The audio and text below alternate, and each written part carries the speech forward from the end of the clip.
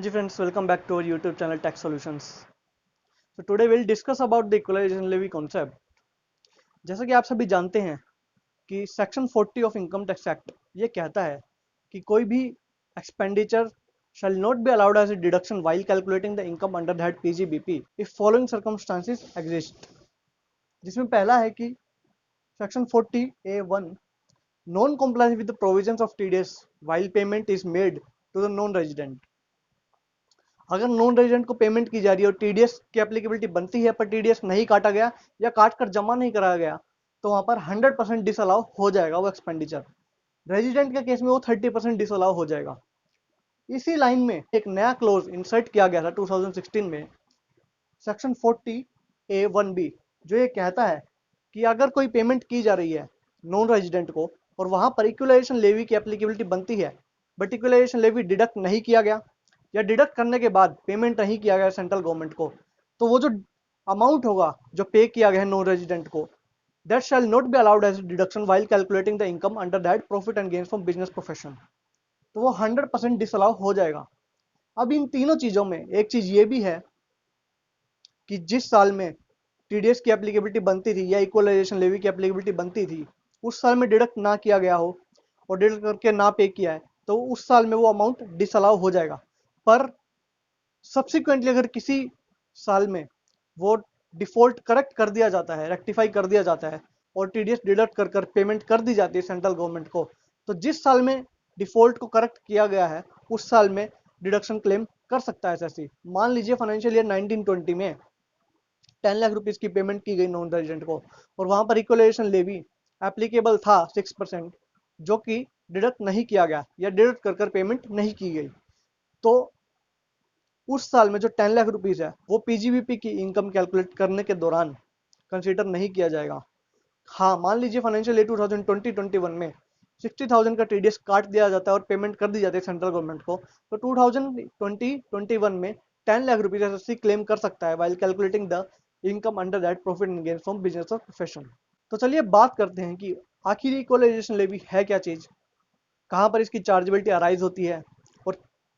Equalisation levy के संदर्भ में प्रोविजंस ऑफ इनकम टैक्स क्या कहते हैं। देखिए section 165 of income tax act है वो चार्जेबिलिटी की बात करता है ऑफ इक्वलाइजेशन लेवी, जो ये कहता है equalisation levy is charge at the rate of 6% on any specified services received by non resident from resident carrying on business और प्रोफेशन और non resident having permanent establishment in India. इसको समझने से पहले थोड़ा बैकग्राउंड जानने की कोशिश करते हैं। मान लीजिए ये एक ए लिमिटेड कोई कंपनी है जिसका टेक्सटाइल का बिजनेस और ये न्यूली इनकॉर्पोरेट हुई है इन इंडिया में, which is resident in India. ये जो प्रोडक्ट मैन्युफैक्चर करती है उनको एडवर्टाइज करना चाहती है ताकि ज़्यादा से ज़्यादा लोग कंपनी के बारे में जान सके, ज़्यादा से ज़्यादा कस्टमर गैदर कर सकें। अब एडवर्टीजमेंट के लिए सोशल मीडिया आजकल एक बहुत बड़ा प्लेटफॉर्म बन चुका है। फेसबुक, ट्विटर, लिंक्डइन, कहीं भी आप अपने प्रोडक्ट्स का, कहीं भी आप अपने बिजनेस का एडवर्टीजमेंट कर सकते हैं। इसीलिए ये ए लिमिटेड भी फेसबुक को अप्रोच करती है अपने प्रोडक्ट्स का एडवर्टीजमेंट करने के लिए, क्योंकि अगर सोशल मीडिया पे एडवर्टीजमेंट करेगी तो वहां पर ज़्यादा से ज़्यादा कस्टमर, ज़्यादा से ज़्यादा लोग जुड़ सकेंगे इस कंपनी के साथ। ये कंपनी फेसबुक को 1 लाख रुपए की पेमेंट करती है for advertisement of its products. अब जब ये फेसबुक 1 लाख रुपए लेती है इस advertisement fees, that 1 lakh is income in the hands of Facebook which is arisen from India. And section 9 of income tax act ये कहता है कि any income deem to accrue or arise in India then it is taxable in India. इसका मतलब Facebook ने जो 1 लाख रुपए की एडवर्टीजमेंट इनकम कमाई है वो इंडियन बिजनेस से कमाई है, इंडियन एसएससी से कमाई है, तो इनकम टैक्स के अकॉर्डिंग इसे फेसबुक को इंडिया में टैक्स देना चाहिए इस 1 लाख के ऊपर।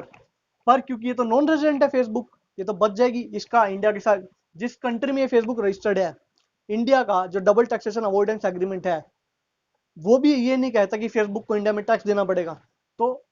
फेसबुक तो बच जाएगी इंडिया में टैक्स देने से और इंडिया का सारा पैसा बाहर भी चला जाएगा इसी माध्यम से, क्योंकि आजकल जितने भी सोशल मीडिया प्लेटफॉर्म्स है ये सारी फॉरेन कंपनीज है। इंडिया का पैसा बाहर जा रहा है एडवर्टीजमेंट फीस के रूप में, जो कि एक इनकम है फॉरेन एसएससीज के लिए, तो वो टैक्स भी नहीं दे रहे इंडिया में, पैसा बाहर जा रहा है, इंडिया में कुछ आ भी नहीं रहा। इन सब समस्याओं को खत्म करने के लिए ये इक्वलाइजेशन लेवी का कॉन्सेप्ट लाया गया और ये कहा गया कि कोई भी स्पेसिफाइड सर्विस है, स्पेसिफाइड सर्विस का मतलब क्या है, online advertisement, any provision for the digital advertisement और एनी अदर फैसिलिटी और service for the purpose of digital advertisement. कोई भी अगर ऑनलाइन एडवर्टीजमेंट है या डिजिटल एडवर्टीजमेंट के लिए कोई प्रोविजन ऑफ सर्विस है या कोई फैसिलिटी ली जा रही है, मान लीजिए ये ए लिमिटेड फेसबुक को कहती है कि आप हमारे प्रोडक्ट्स का एडवर्टीजमेंट कर दीजिए फेसबुक पे, उसके लिए आप हमारी एक वीडियो बनाइए, हमारी कंपनीज का उसमें नेचर ऑफ बिजनेस हो, where we are located, where are operating our business, these kind of details that should be in that advertisement। तो आप इसके लिए एक ब्रीफ वीडियो बना दीजिए और वो अपने फेसबुक पर एडवर्टाइज कर दीजिए। तो अब फेसबुक कहती है कि जो वीडियो बनाएंगे हम उसका हम अलग से फीस चार्ज करेंगे, तो वो भी एक फैसिलिटी है in connection with advertisement, in connection with online advertisement, तो that will be also covered in equalisation levy concept. तो स्पेसिफाइड सर्विस का मतलब यही है, ऑनलाइन एडवर्टीजमेंट के संदर्भ में कोई भी सर्विस हो। अब ये equalisation levy received by non resident from resident carrying on business और प्रोफेशन। ठीक है, रेजिडेंट के लिए तो अप्लीकेबल हो गया कि रेजिडेंट अगर पेमेंट कर रहा है नॉन रेजिडेंट को, और non resident having permanent establishment, अगर कोई नॉन रेजिडेंट है उसकी इंडिया में परमानेंट एस्टेब्लिशमेंट है, अगर वो परमानेंट एस्टेब्लिशमेंट भी कोई पेमेंट कर रही है नॉन रेजिडेंट को फॉर ऑनलाइन एडवर्टाइजमेंट और for specified services, that is also covered under equalisation levy concept. Now we will discuss about some other provisions of equalisation levy. देखिए जो सेक्शन 165 का सब सेक्शन 2 है वो कहता है कि equalisation levy shall not be applicable on certain things, जिसमें पहली चीज है non-resident having permanent establishment in India and specified services are for that PE only। इसका मतलब अगर नॉन रेजिडेंट जो ऑनलाइन एडवर्टीजमेंट की सर्विसेज प्रोवाइड कर रहा है वो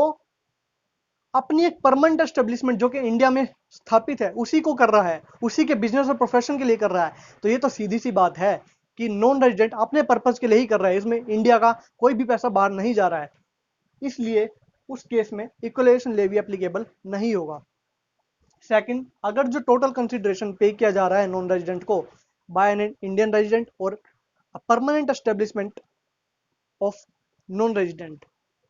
वो कंसिडरेशन 1 लाख रुपीज से एक्सीड नहीं करता। थर्ड जो केस है वो है specified services are not for business profession, मतलब अगर कोई रेजिडेंट नॉन रेजिडेंट से ऑनलाइन एडवर्टीजमेंट की सर्विसेज ले रहा है and that services are not for the purpose of business और प्रोफेशन, इसका मतलब कोई charity, donation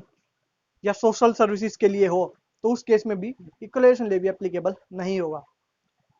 collection and recovery of equalisation levy as per section 166 ये है, जैसा कि हम टीडीएस में देखते हैं कि पेमेंट जो है टीडीएस की वो हर महीने की 7 तारीख को करनी होती है, उसी प्रकार इक्वलाइजेशन लेवी में भी जो इक्वलाइजेशन लेवी डिडक्ट किया गया है by resident for the payment made to the non resident, then that equalization shall be paid to the credit of central government by 7th of next month। अब अगर equalisation levy applicable था पर deduct नहीं किया गया और deduct करके payment नहीं की गई to the credit of central government, तो उस केस में इंटरेस्ट की पेमेंट भी करनी पड़ेगी, जस्ट लाइक टीडीएस। जो इंटरेस्ट होगा वो क्या होगा, at the rate of 1% for the month or part of the month till such default continues. Now along with interest, penalty shall also be leviable if assessee fails to deduct the equalization levy or after deduction fails to pay to the credit of central government। अगर वो fail कर देता है deduction में, if assessee fails to deduct the equalization levy, then penalty shall be equal to the amount of equalization levy which the assessee fails to deduct, and after deduction if assessee fails to pay to the credit of central government, then penalty shall be 1000 rupees per day till such default continues. मान लीजिए इस एक assessee है mister A, इसने 10 लाख rupees की payment करी non resident को 1 जनवरी 2020 को, तो इसे at the rate of 6% equalisation levy जो डिडक्ट करना चाहिए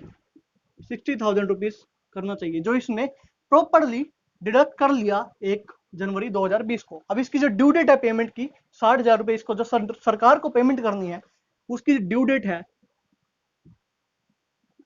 7 फरवरी 2020। बट ये सरकार को इस दिन पेमेंट नहीं करता है, 60,000 रुपए की पेमेंट नहीं करता। इसने मान लीजिए पेमेंट की 12 फरवरी 2020 को,